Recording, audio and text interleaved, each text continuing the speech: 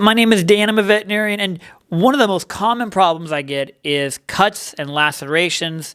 So here's the deal. I will see doggies on a very regular basis that walk in and they have a gouge or a cut in their side or their leg. And owners are like, hey, just walked in and I don't know what happened. And some of them are bleeding, some aren't bleeding, and usually they are pretty superficial, usually extending through the skin, through the fat, and then down to the muscle.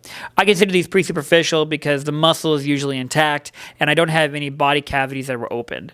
When this happens, guys, it's a pretty easy fix. Usually what a veterinarian is going to do is they're going to sedate the doggy with some kind of IV sedation, as long as it's a pretty small cut. It's really rare to put a doggy under general anesthesia for something like this.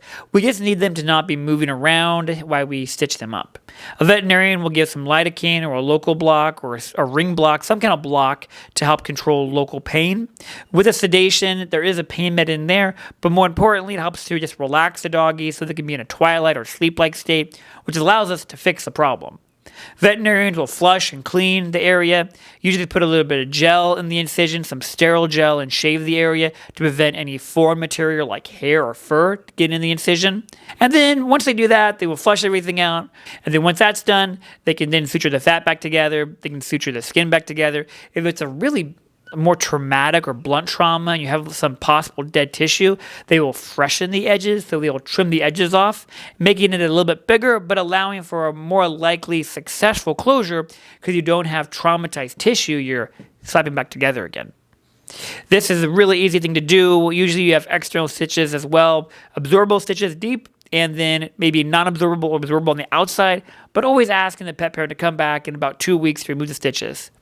Doing some kind of bodysuit or cone is incredibly important to prevent the doggy from chewing the stitches out, because a lot of them will. We can patch up a doggy in 20 minutes really fast. A skilled technician can sedate the doggy, a skilled veterinarian can suture him up, and a skilled technician can monitor as we recover, and we can be back seeing a room within about 20 minutes.